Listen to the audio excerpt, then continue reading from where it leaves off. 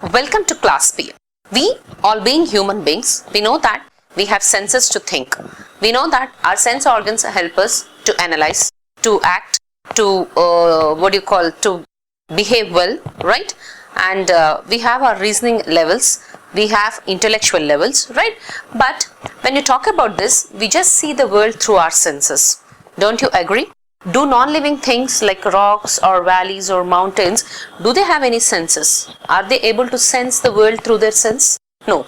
So that means we should sometimes behave sensibly so that we can be called as humans, right? So as I've told you, we see the world through our senses. And you all know that there are 5 sense organs in human body which are considered to be the most important. And what are these 5 sense organs? And what is that? I'm teaching about all these sense organs?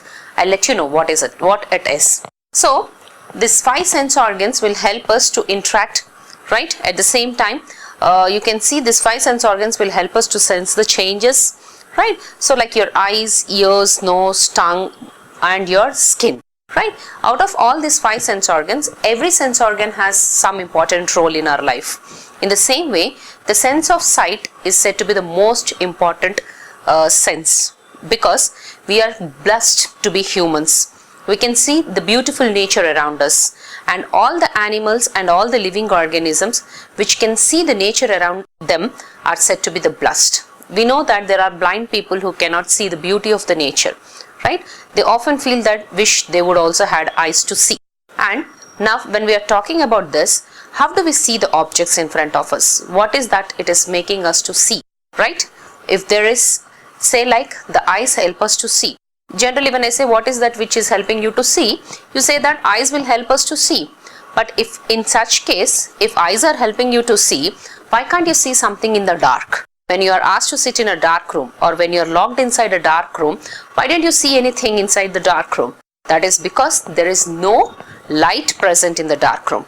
So you might have understood that the light which is falling onto our eye will help us to see the things around us. And if there is no light, we will not be able to see the objects. So we are going to learn about the next lesson, light. We are going to learn about our next lesson, light. As I've told you, it is not the eyes which are helping us to see things around us, but it is the light which is falling onto our eye will help us to see the light around us.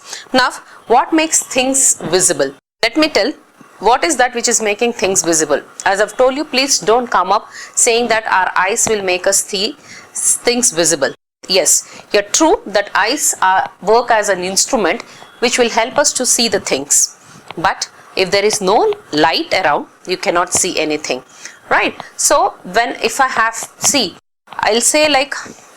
to see a rose, if say like there is a rose garden in front of me, right? And I'm just enjoying seeing the beauty of this garden where I can see different colors of the rose, right? Now what is happening? The light falls onto the surface of the rose, right? We know that depending upon the penetration of the light, in the previous classes we have studied that the materials are divided, or the substances are divided into 3 types, like opaque substances, transparent substances, and translucent substances. So we know that the opaque substances, they don't allow the light to pass through them, right? So when the light falls onto the rose, we know that rose is opaque, it is not transparent, right? So what happens, as it cannot pass through the rose, it will come back to my eye.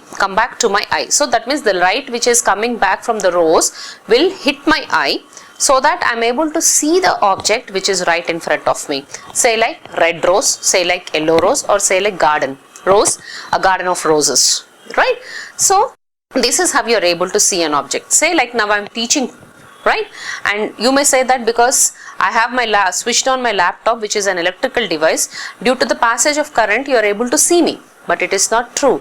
Yes, the current is a supporting material, but you are able to see me because the light which is produced in your screen, as it will fall onto your eye, where you are able to see me on the screen. So this is how you are able to see the objects or things around you. Now first let us learn about few basic laws Now as I've told you that you are able to see because the light is coming back to the eye. That is the reason you are able to see me. Now what is this bouncing back of light called? It is said to be reflection. So by now you might have understood that the reflection of light will help us to see the objects in front of us. This reflection you have learnt in the previous classes, right? Reflection is nothing but bouncing of light is said to be reflection, So as I've told you, say like there is a pot which is present in my garden. Say like it has a beautiful flower, and say like I'll tell you how the reflection takes place. So say assume that I'm watching this pot from my window. From my window. So we know that as light cannot pass through this flower, it has to bounce back. So what is the source of light which is falling on this pot? It is nothing but the sunlight. As the sunlight falls onto this, you see that as it cannot pass through it, it reflects back and reaches your eye. And when it is reflecting back and reaching your eye, you are able to see the flower which is present in the pot. So this is nothing but as the light ray is falling, it is trying to bounce off. The bouncing of light ray or bouncing back of light ray is nothing but it is said to be reflection. So now let us learn the laws of reflection. You might have understood the principle behind seeing an object, right? So now let us learn about laws of reflection.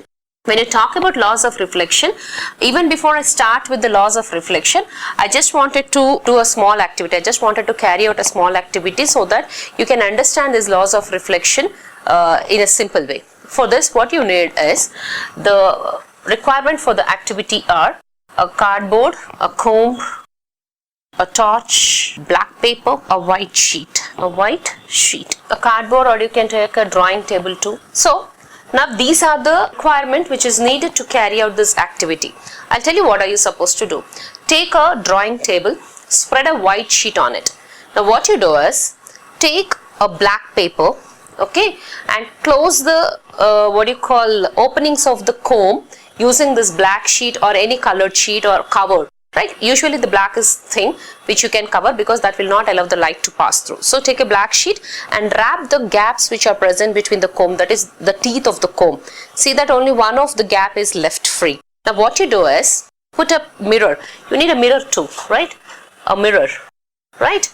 Now place a mirror on the other side. Say like if you have taken a table, a drawing table like this, okay, you have placed a mirror on the other side and you have a comb, right? Now you have covered this comb and you have just only left one slit open, and take the source of light torch and try to focus the light onto the comb. Try to focus the light onto the comb. You see that the light passes through the small slit and falls onto the mirror. As you know that the plane mirrors are transparent, the light will definitely pass through it, right? Pass through it. Now try to cover one side of the plane mirror with a sheet, with a colored sheet, let's say black. So when the light ray falls onto this mirror, as it cannot pass through, you see that it reflects back. So this will tell us that the light which falls on an opaque object will not pass through it, instead it will bounce back. So now from this you might have understood, like after striking the mirror, the ray of light is reflected, and that is said to be a reflected ray. Okay, let me write incident ray first. Incident ray, the light ray. So we need to know the two important things of this light rays. So we know that the light ray which strikes any surface, it could be earth, right? When sun rays fall onto the surface of the earth, they hit the surface of the earth, right? That is one of the surface. So that is said to be the incident ray. The light rays which strike the surface are said to be the incident ray. And as I've told you, as they cannot pass through the opaque object, they try to reflect back or bounce back. So the light ray that comes back from the surface after the reflection is said to be reflected ray, is said to be reflected ray. So this incident ray is denoted by a small I, whereas reflected ray is denoted by a small r. So the incident ray, and now you know what are incident ray and what is reflected ray. Now try to draw the rays on the surface of the mirror. Say like if this is a mirror, what does these lines which are present on the mirror indicate? That is, the mirror is coated on the one side, that means there is a coating over the surface of the mirror. So now the light ray which falls at a point on the surface of the mirror is said to be normal ray. Draw a perpendicular line to the mirror.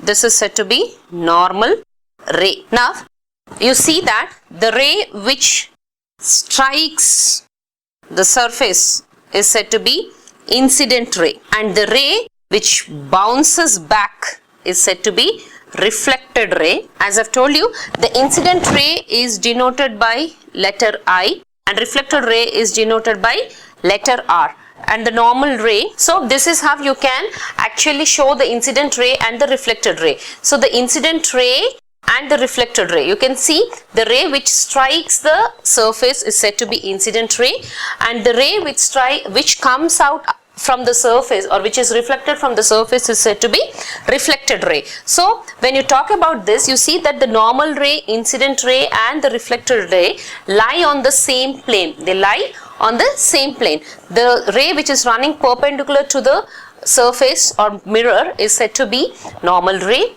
and the rays which strike the surface are said to be incident rays, and the rays which come back from the surface are said to be reflected rays. So from this you have understood, when you try to trace the angles between the ray of incidence and the ray of reflected, you see that always the angle of incidence is equal to angle of reflection.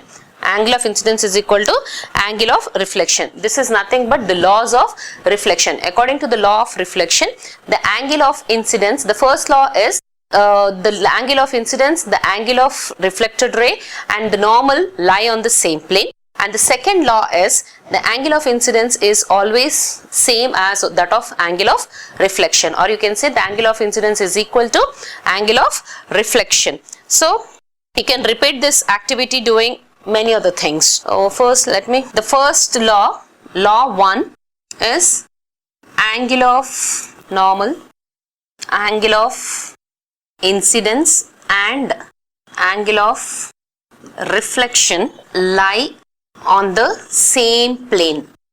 This is the first law. And the law 2, angle of incidence is equal to angle of reflection. These are said to be the laws of reflection.